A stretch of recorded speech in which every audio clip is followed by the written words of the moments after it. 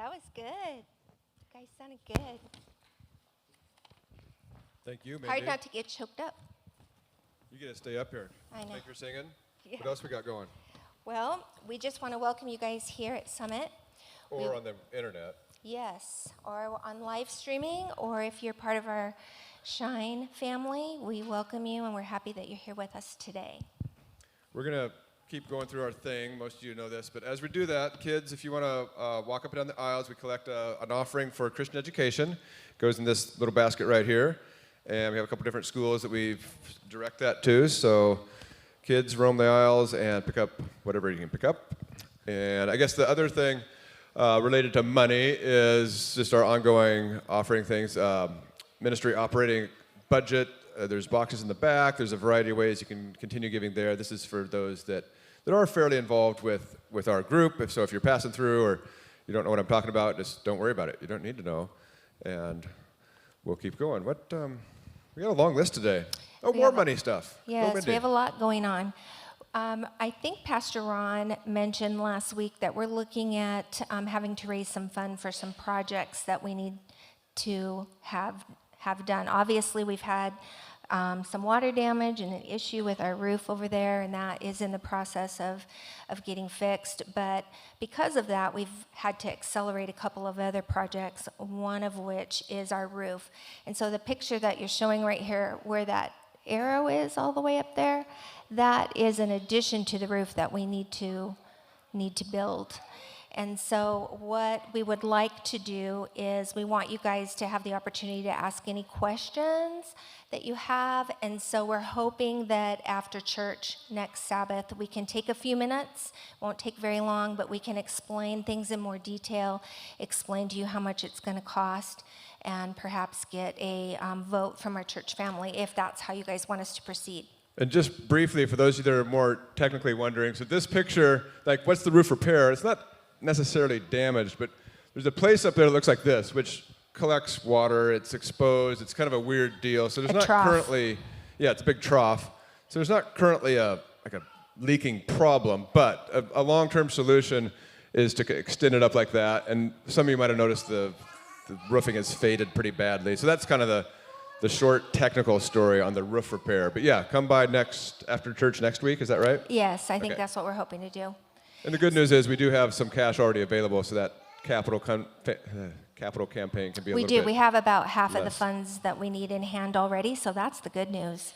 But we can talk about the rest of it next week. So please come. Promise it will not take very long. Caleb. I'm looking around for Caleb. He's got a backpack full of announcements. Look at that. Here, I'll meet you halfway so you can start getting through your backpack of announcements. Or you're going to grab hers.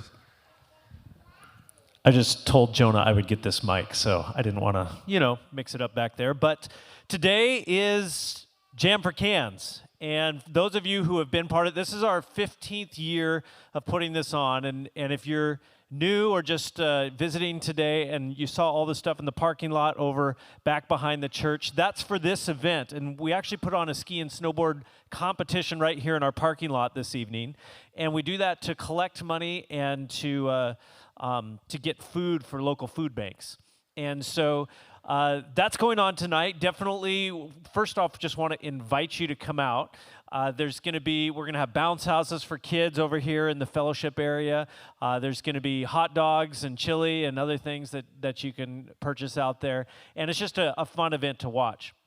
But again, we also want our community out there because there's a lot of people that come to this event that we just wouldn't get the chance to hang out with otherwise.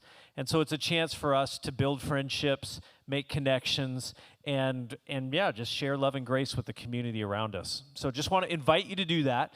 If you can't make it, but are looking for something to do this afternoon, run home, grab a few cans of food, bring them back, and donate. We are, in honor of our 15th year, we're trying to raise 1,500 or to collect 1,500 pounds of food. So that's our goal, and so you could help us do that too if you're bored and have some cans kicking around in your cupboards. An interesting statistic, and I know we're not spot on, but over the 15 years, what's the approximate poundage that we've sent to the food banks? I think when I was thinking of that question the other day, I think we're about 15,000. 15,000 So about pounds. 15,000 pounds of food over the years. And it's been interesting to me. Sometimes the food bank people are here, and I try to interview them because I run a mic at that thing. And the amount of need, just even in Post Falls alone, not mentioning Coeur d'Alene, Spokane, they talk about the number of families that come through daily and weekly. It's way higher than I thought it was. And so it's definitely a big bump for them when we do this kind of event, and you folks all bring something. There's often, are we having raffles today too for prizes? There will be a raffle. Yeah, So there'll be the a pair of cool skis in that thing there, raffle. You know, so if you need to upgrade your equipment, that's a good way to do it. Yeah, you donate money to buy a raffle ticket, and then you win stuff for sure. Caleb guarantees it. So come buy tickets tonight. You might win yourself a good time for the evening. But Happiness. That warm feeling of spending money, it never goes away. Yes, it's very warm. We're getting distracted. Okay, I think that's all I've got. But the other thing I was going to mention, if you want to help us out this afternoon, we're going to be spreading snow out there. So if you want a little exercise, you can come help us with that. We'll probably start doing that around 2 o'clock-ish. So you're welcome to swing by for that.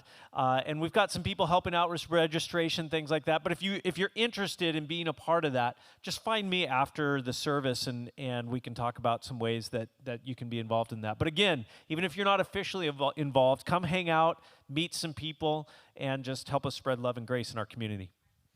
All right. Back to Mindy for the microphone, because you have some other cool stuff to talk about here. Flourish, the Wellness Weekend for Women, May 17 through 19.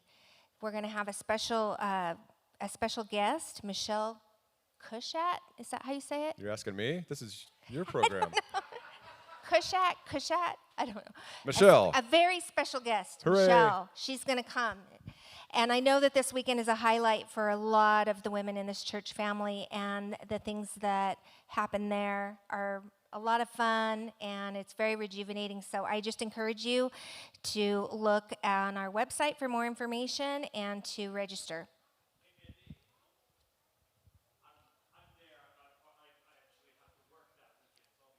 Mm-hmm.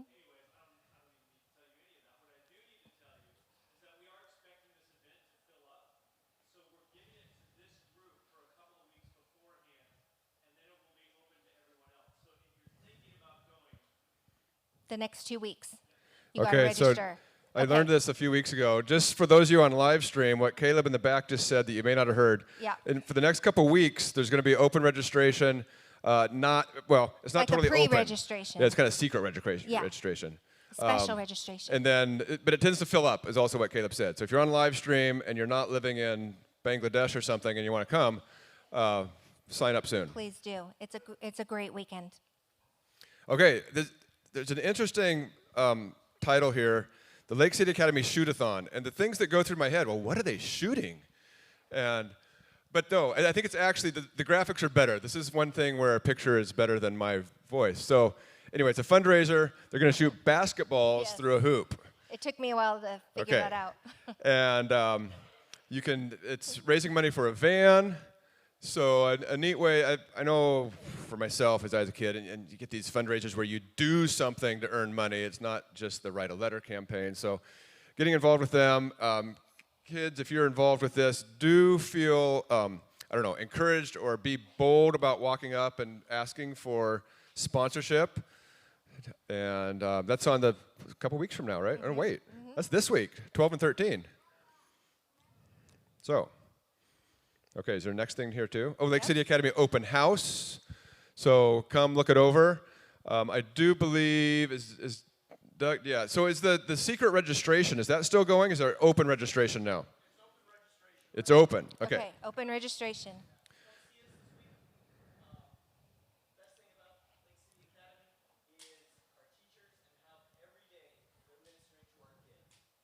You know what, Doug? I'm going to have you say that one more time. We do care about the live stream here. It's taken us a year and a half, but we're learning how to actually be technologically live streamable. Like I said, the best thing about Lake City Academy is our teachers and how they lead kids every day to a relationship with our Lord. And it's a great honor and a great opportunity for you guys to come see. We've made some improvements to the campus over the last couple of years, and just the ability and just come see what we're all about, because we love the Lord and we love being with our kids.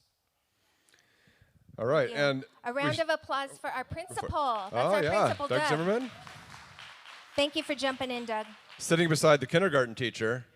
So don't forget, which is the best class in the school. Sorry for all of you other classes, but anyway.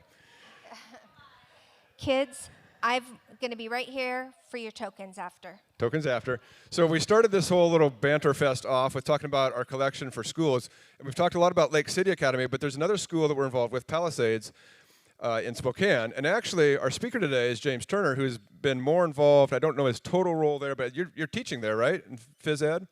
And I've been impressed with James over the years. I kind of bought into him quickly. He's been involved with our men's party fests out at Maivaden that are similar to the Flourish thing. And I like what he's done outside of the school life. So when he was a speaker, it's, oh man, I'm going to listen to this guy. But he's also impressed me with his conversations and talkings out there. I have no idea what his topic is today, but I do want to commend him to you. And come on up, James, and share what you've got. And thanks for being. Ron and Barb, I think, are out and about, so that's why we have James here. So take it away. Good morning, Summit. Is this on? Good, I can't tell. Well, I am a teacher at Palisades Christian Academy. I teach 7th grade. I teach the upper grades history and a lot of PE and a Bible class. If you're a student who's ever had me as a teacher or currently have me as a teacher, raise your hand. So I see one over here. It looks like Jake. Yeah, we get some PCA representation here. I know most kids here go to Lake City. I also coach soccer, and we've had some really, really good soccer games against Lake City over the last couple years. One in particular that I remember was a couple years ago. It was in the end of the year tournament. It was lose and go home, win and go on, and Lake City and Palisades went to a shootout. It's like a sudden death where it's just one kicker and the goalie, and it's alternating. And so I picked my 5 kickers, and Lake City picked their 5. And I can remember that some of my students that I had picked to represent their school in this shootout, their hands were shaking like this. And they got up, and I had one kid that went and actually kicked the ground before the ball. He was so nervous. But Lake City beat us in a shootout, but it was a fantastic game. You guys are our favorite school to play in sports. We have a lot of fun. My wife is here, and 2 of my daughters. I have 3 teenage daughters, and my oldest is at Walla Walla University. My other 2 are at Upper Columbia Academy. So I have a strong passion for Adventist education, and I am thrilled with the Adventist schools in this area, especially to educate my daughters. Thank you guys for having me back. I spoke here last year sometime, can't remember exactly when. And last time I spoke, I ran into Terry, where he was over there. I don't know where he is now. Kind of the week afterward, and he said, "Thank you for speaking. They had asked me to do it, but I couldn't do it, so thank you for being there." I was like, Okay. And then last week, I was here at church, and I was hanging out with Jeff Wines. And it came up that I was speaking again. He's like, "Oh, you're speaking." Yeah, they'd asked me to do it, and I couldn't do it. So I guess my philosophy is, if you can't be first choice, be second or third. It still works. Jokes aside, I'm very happy to be here. The only time my kids are interested in the sermon is when I'm preaching. And it's not because they're actually interested. It's like this week, like, "Dad, what are you going to be talking about?" I was like, "Well, do you really want to know?" They're like, "Well, no, I just want to make sure you're not going to tell any stories about us." And so even last night, "Dad, are you going to be telling any stories?" And so I said, "Oh, not really." And so I did the right thing, and I have a story about my girls today. If you see anyone walking out the back, it's probably one of my daughters. But I'm a teacher. I'm not a preacher. You guys will probably gather that, at least by the end of my talk here, is that. But I have spoken at churches a time or two, a couple times a year for a while. And I can remember when my girls were young. Probably my 2 oldest girls were 4 and 6. And I had spoken at a small country church and that we did not attend. And we were kind of driving home afterwards. And the two girls kind of got in a little bit of a friendly argument. about whether or not their dad was a big deal because he had spoken up front at a church. But this is 4 and 6, by the way. When they're 14 and 16, like dad being a big deal isn't an argument anymore. And so I just was driving and casually listening to this conversation. Well, they're not going to pick anyone to talk up front. And, dad has to be kind of a big deal. And the other one's like, well, no one there really even knew who he was. He was just kind of like a visitor. And so, anyway, my daughter that was defending me and as being a big deal had a really funny line. Said, well, it's hard being famous when no one knows who you are. So that's something that I carry with me, that I was a little bit of a big deal in my daughter's eyes when she was 6 years old. Thank you for the music here. I am always impressed with people that share their talents through music. One of my greatest fears is that when I have one of these little things on, is that it'll accidentally turn on and it'll catch me singing. So like song service, I was like, I like to sing. I'm not very good at it, but I was like, yeah, I probably don't want to risk it. I don't want people all at once to hear my voice broadcast out across the church hearing me sing. And so I didn't participate very much this morning, but I'm always impressed with people who are willing to share their talents up front. Because it's a little scary to get up front. And for me, I'd be terrified to come up here and try to do any kind of music up front. It just wouldn't happen. So thank you guys very much. The music here is fantastic. The message today is fairly simple. We're going to take a look at the culture that surrounded the Christian church as it was gaining its foundation. We're going to take a look at the culture of the Roman Empire. And kind of our story is going to wrap around the story in Mark 12 about the widow's mite. Who remembers that story? Okay, it's a pretty simple story. It's only a couple verses long. Jesus has gone to the synagogue, and it says that there was on one side of the church that people were putting in their offerings and tithes, and Jesus purposefully went to the other side of the church to get away from that. And there was a old widow woman that came in, and she had 2 little tiny mites. A mite was like half a penny or even less. I've actually seen them in real life. Think of a dime, except about half the size and about half as thick. So almost like very, very small. And she put in her 2 little mites. And Jesus stopped what was going on and says, I want you guys to see what just happened there. And that's kind of that's going to be the focal point of our message today. To put it into modern perspective, what was going on, imagine this like huge projector right here, and everyone had to give their tithes and offerings at the same time, and it was during the church service. And every time someone gave an offering, it would give the name and give how much on the big screen. Wouldn't that be interesting?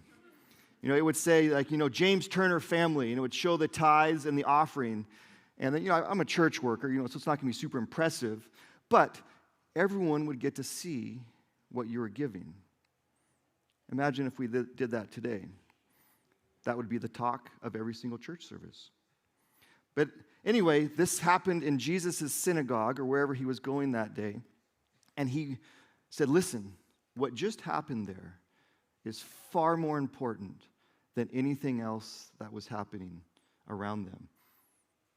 And I've heard commentary on this talking about how it was because she didn't have very much, and so she was giving a lot of what she had. And I think that's part of it. But I think there's a little bit of a deeper message to this story. And we're gonna pause and we're gonna back up, and we're gonna look at the Roman culture that surrounded Jerusalem at this time, 2,000 years ago. The Romans had a culture of violence, a culture that was very cutthroat. You rose to the top by any means necessary. The end always justified the means. It was exclusive. Only certain members of society could fully participate in Roman society. The city of Rome at this time had about 1 million citizens, and about 2/3 of them were slaves or low-skilled laborers that lived in complete poverty. This culture was a culture of haves and have-nots. It was focused on the somebodies, definitely not the nobodies. They leveraged the gods of their time with their wealth and their means.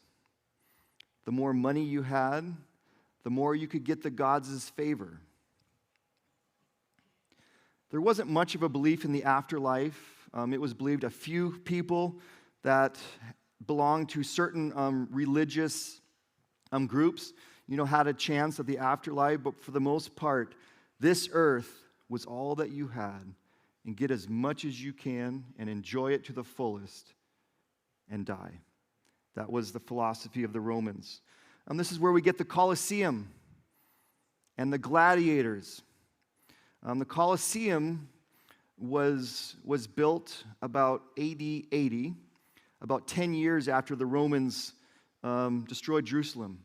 And it was financed with the treasury of the temple that Jesus would have gone into when he was a young man.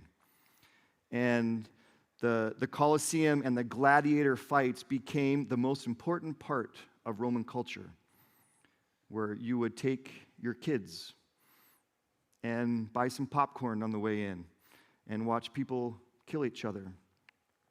Watch Christians have animal skins put around them and let loose in the arena, and wild animals would come out and devour them. Very gruesome society.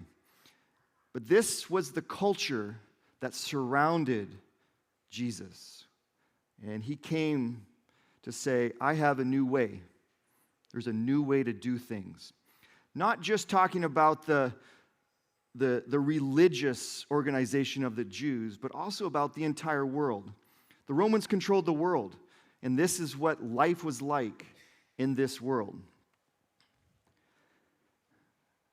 I wanted to contrast this with the early Christian church that developed soon after Jesus left this earth.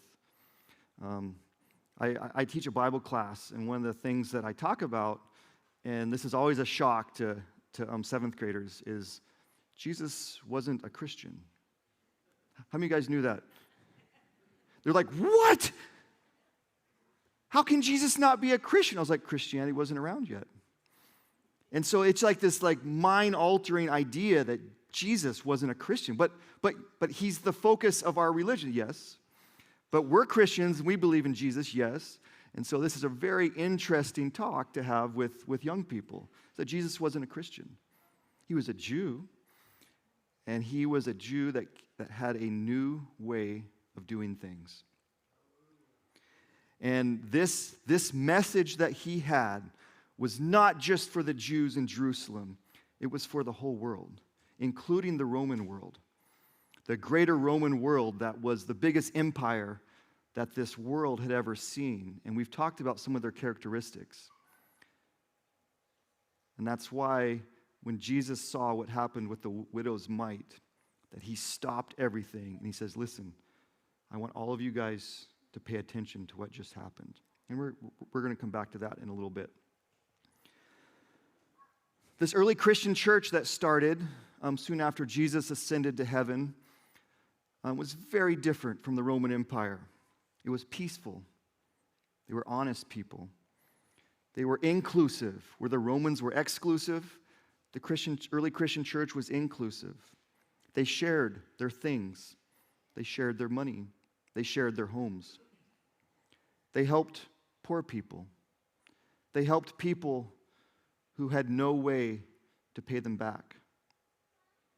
That's something very opposite of the Roman culture. In the Roman culture, there's no reason to help someone that can't pay you back. It doesn't make you get ahead. There's no point in it. Much of the early Christian church, as it spread throughout the Roman Empire through the works of missionaries like Paul and others, was in the lower classes. That's why the New Testament talks about slaves. Much of the Roman Empire was based on slavery. There were lots of nobodies in the Roman Empire. And these nobodies found hope in this message that Jesus had left. And this hope filled them with something that nothing in the Roman culture could give them. This idea that they did not have to leverage the gods to get their favor, that they couldn't use their wealth to manipulate the gods at the temples, that giving large gifts did not guarantee God's favor, that 2 little pennies sometimes was more than great wealth given to God. And this idea changed the world. This idea that the commoner, the nobody, that had no chance in the Roman culture of ever being somebody, could be someone and have a direct connection to the God of the universe. It was a new idea. I want to share a couple stories. Some of these stories aren't very fun, but stick with me. Last week I was here at church, and Pastor Ron said that you guys don't have a nominating committee here. Is that correct? You guys have a different style? Okay, I have a story about a nominating committee. I didn't want to be stepping on toes too much. I was 18 years old. I had just graduated from high school. I had moved back home. I had gone to a boarding academy in Oregon. I moved back home to Nebraska. I was going to go to community college for a couple years, and that was my plan. And there was a small church in western Nebraska where I grew up. And when I came back, the church asked me to be part of the nominating committee. Actually, it was the nominating committee to nominate the nominating committee that had asked me. You guys ever heard of that before? Okay, who's ever been part of a church that had that set up? Okay. You guys are with me, especially the older generations here. So someone from the nominating committee to nominate the nominating committee had called me like, hey, James, would you be willing to serve in our nominating committee for the next church year? And I was like, yeah, I would like to do that. You know, I felt good. I felt like the church was involving me, and they wanted my input as a young 18-year-old. It's a good feeling. One of the things I like about Summit the most is how many young people are involved in you guys' service and in your church. It's fantastic. Keep it up. So I was on this nominating committee, and we had a meeting. It was, out like at 6 o'clock in the evening, and I went in, and there's about 7 or 8 of us from the church, mostly older people, middle-aged to older people, and I was definitely the youngest. And so I was like, okay, this is what it's like to be part of kind of the church leadership. And we started talking about different positions and who was going to get, if we're going to ask them. And we started talking about a guy who was a middle-aged gentleman. He lived in a part of town that most of us did not come from. And it was, I'll just say it was a poor family in our church. And the conversation of the nominating committee was about whether or not he should be asked to be a deacon. Okay? Pick up offering, help with some things around the church, that kind of stuff. And the conversation turned to the clothes that he wore and whether or not he wore clothes that were good enough to represent our church as being a deacon. And I can remember sitting there as an 18-year-old, kind of looking around, being like, am I the only person that's not okay with this? And I was like, well, maybe, I don't have enough experience in like church matters to really know the important things, right? And so I kind of kept my mouth shut. And then it was like up in the air, like kind of half the committee was like, well, we'd like him to serve, and to do his part. He might like that. And then it came to, here's the kicker. He doesn't wear dress shoes to church. And then a couple people were like, yeah, you're right. And so the result of that meeting was that this man was not deemed good enough to become a deacon at our church for that following year because he did not wear dress shoes to church. That's a tough story. So as an 18-year-old, these things are like mulling around in the back of my head. It's like, this doesn't feel right. I was very familiar with the Bible and the New Testament. I was like, this just doesn't feel like it's in harmony with this new way that Jesus was trying to show the world. It just didn't feel right, but I was too young and I didn't have the assertiveness to stand up and say something during that meeting. Today, that would be a different story. I'd be very bold in what I would say in that meeting, regardless of the consequences. Think about that story. Now, that might not happen exactly, but is our church a church for just the somebodies, or is our church a church where nobody is a nobody? Think about that as I finish up this message. Another story, a little bit similar in nature. I was attending, back then it was called Canadian University College. Now it's called Burman University in Alberta, Canada. Anyone ever heard of that school? Anyone ever go to that school? I can't see very well. That's where I met my wife. Her hand's up right here. This gentleman here.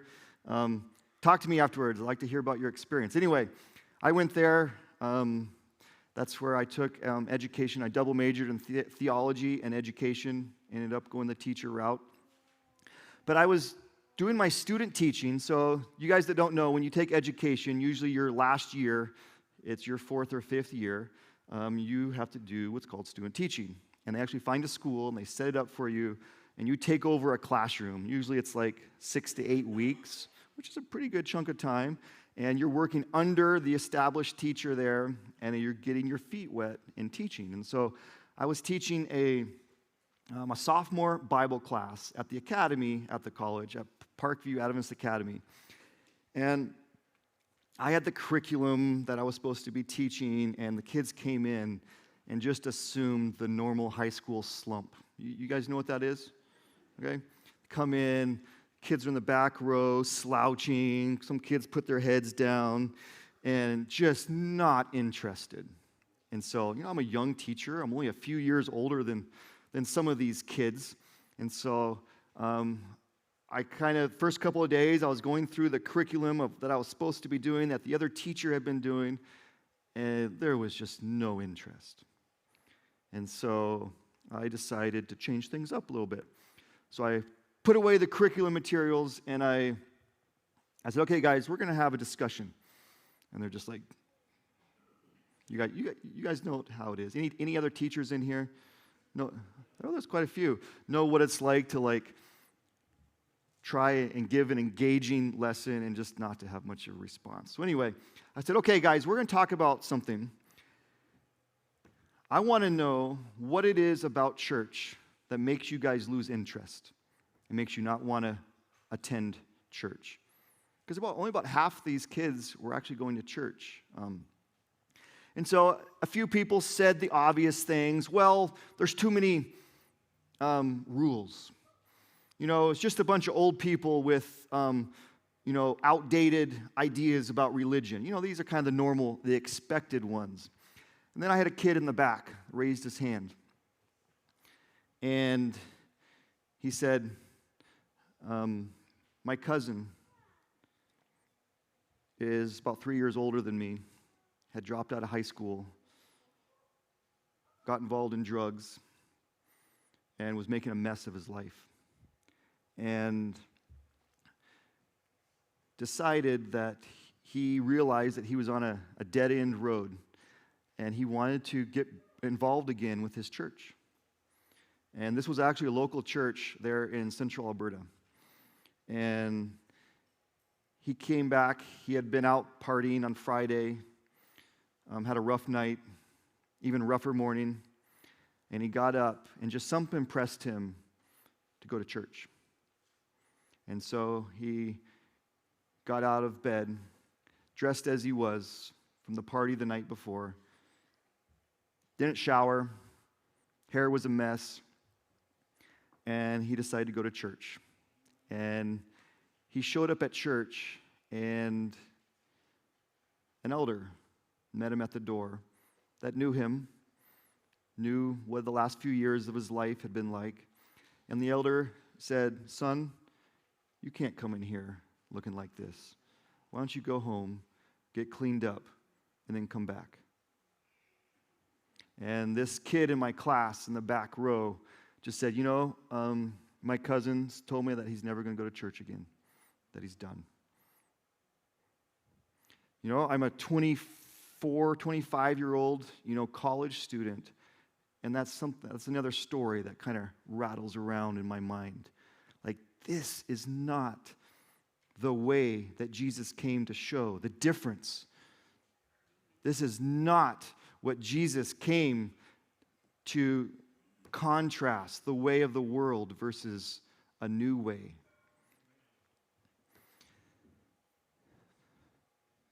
The widow's mite that she gave in the Roman Empire, in any area of society, she's a nobody. She's poor. She doesn't have a husband. Probably has very little means. She's probably not dressed well. She probably knows that society doesn't care about her.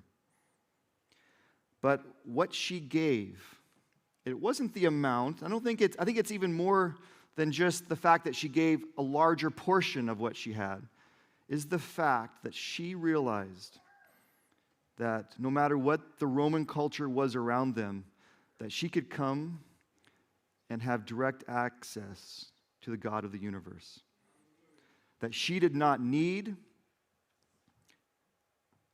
resources or power to leverage her God. And that's what Jesus drew attention to. He said, "Stop.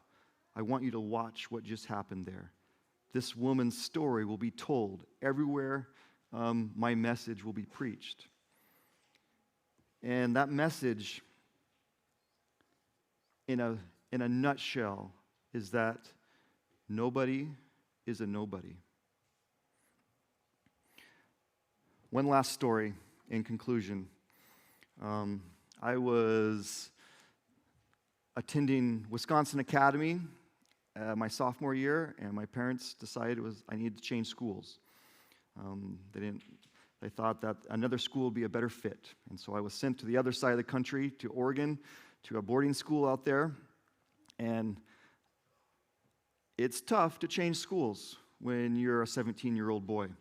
It's a rough group. And so I went into the new school. I had to make new friends.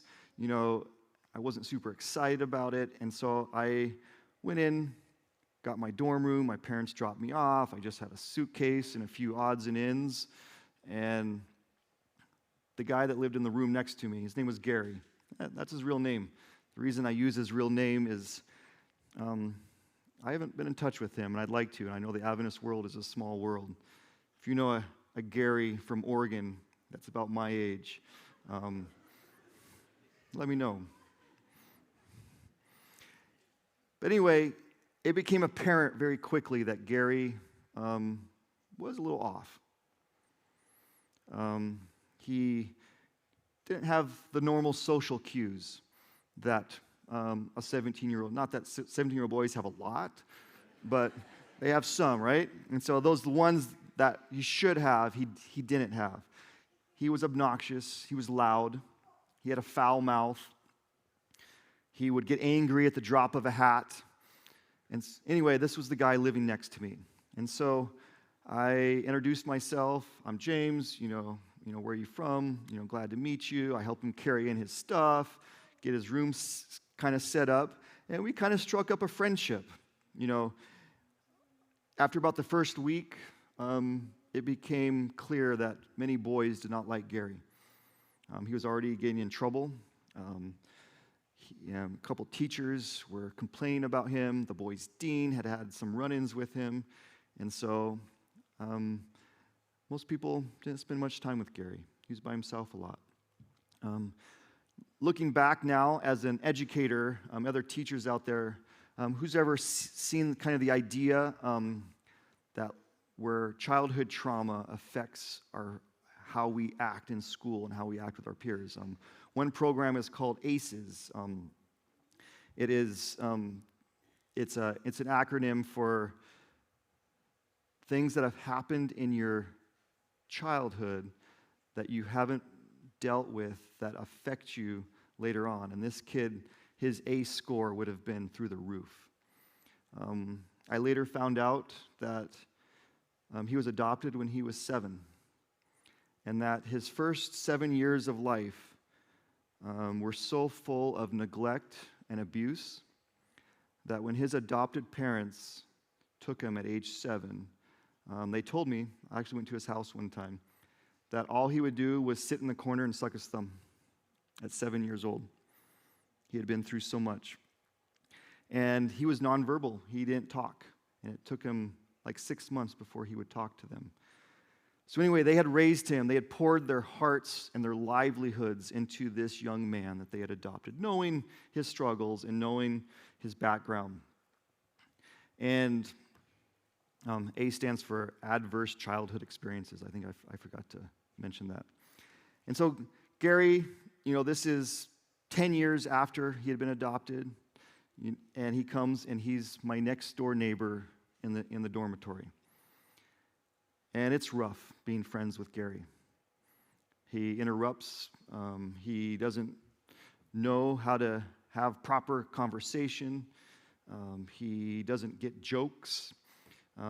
He tries to play sports and ends up just hurting people because he doesn't know how to play.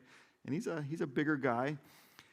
And so this is all like in the first 2 weeks of school that this is happening. And our school would take the entire school on what is called Survival Week. Okay? They take the whole school, they go out in the woods, and it's living in fairly primitive camping conditions and doing a lot of team building exercises and a lot of like spiritual emphasis, similar to what UCA does for the seniors here. Who's been a part of that from the UCA program? Okay? Quite a few people have. And so they were announcing this at one of the assemblies, and they said that there's going to be 3 levels of camping. One is the powder puff level, okay? One is the regular level, and then one is the rough it level, okay? So for me, I had some outdoor experience. I could hold my own outdoors, and I thought this is a good way for me to like establish myself as, with the guys, is to show that I know how to handle myself outdoors. The principal summoned me. Went to the principal's office, and he's like, James, I see that you've been kind of friends with Gary. I was like, yeah. He's like, I need your help. Survival Week is going to have low supervision. It's going to be a prime opportunity for Gary to get in trouble. I would like you to just go everywhere he goes, never let him out of your sight, and take care of this young man. I said, okay. That wasn't quite my idea of what I was looking forward to. And he said, oh, and by the way, you're going to be part of the Powder Puff group. And so this was like a switch in my mind. At 17 years old, there was just enough maturity to realize that there was something bigger going on I didn't quite understand at the time. That this principal of this school realized this idea that Jesus came to share with the world, that nobody is a nobody. And this principle, and this story is one of the most formative stories in my life. It's one of the reasons why I became a teacher, to be honest. It's something that I look back at as I'm in my classroom each day with my 7th graders at my school is this idea that every single person has value, no matter what. And we did Survival Week. It was hard, but I kept Gary out of trouble for the most part. We became good friends. I actually went home. I lived a long way from home, so during home leaves, I'd have a place to go, and I visited his home for home leave several times. Gary had his demons, and I'm sure in the time since high school, this world has not been kind to him. I lost touch with him. This is before cell phones and social media.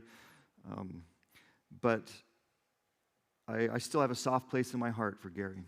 I hope he's doing okay. But what this principal did was the opposite of my other 2 stories. The story of the nominating committee, that was out of harmony with God and with what Jesus came to start a new way. The story of the student in my Bible class that talked about his cousin, that is out of harmony. This story that I experienced with this principal was in harmony with Jesus' message of nobody is a nobody. And it started a spark in my life as a 17-year-old that we need to love each other. Even the people that are hard to get along with. Even the people that are difficult. And that our churches, our schools, our classrooms all need to be places where this idea that nobody is a nobody becomes the engine that drives everything that we do.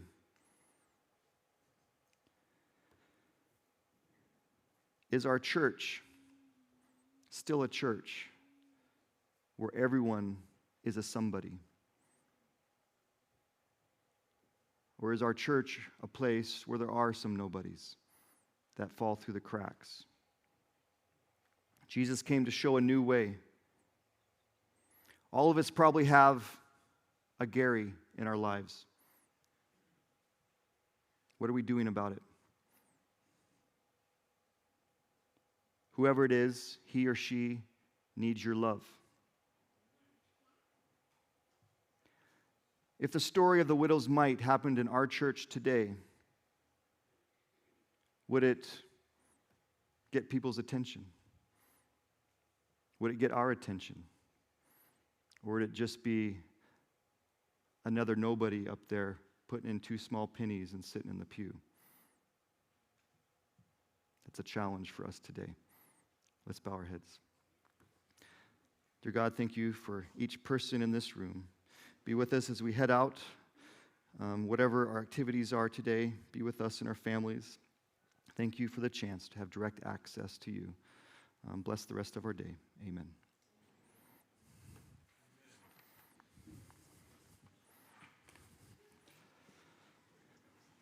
And I think the kids come up for tokens. I'm not quite sure. I don't go to church here a whole lot. I don't have them, but they're coming. The tokens.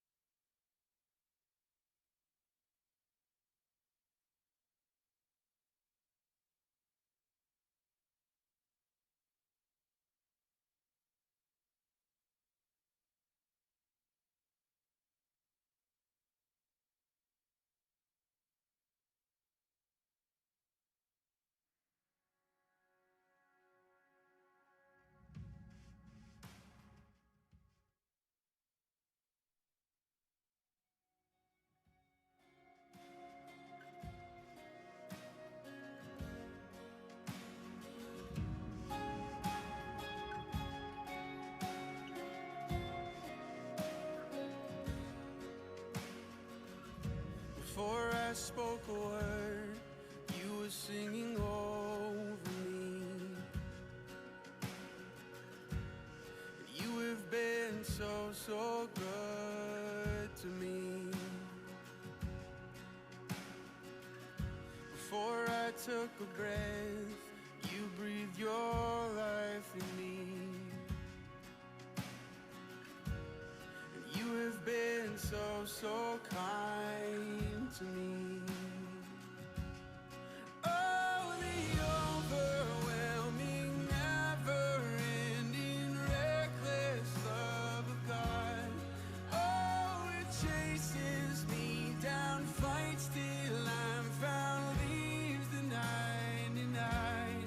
I couldn't earn it, and I don't deserve it. Still, you give yourself away. Oh, the overwhelming, never-ending, reckless love of God. Yeah.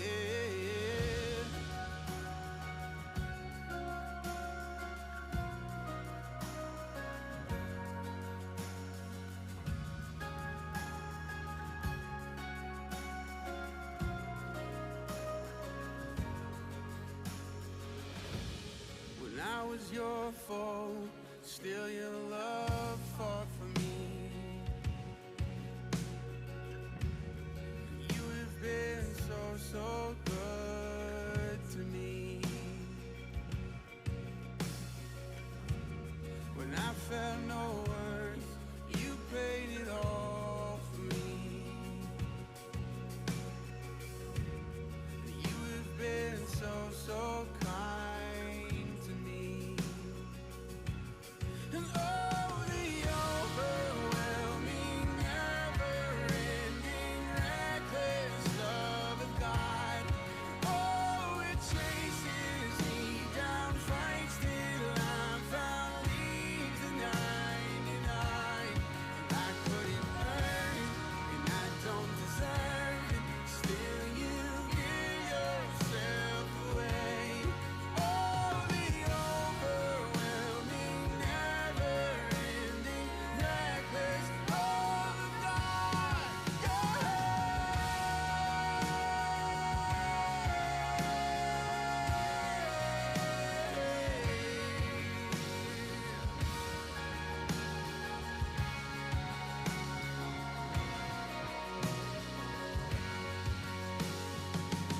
There's no shadow you won't light up, mountain you won't climb up, coming after me. There's no wall you won't kick down, lie you won't tear down, coming after me.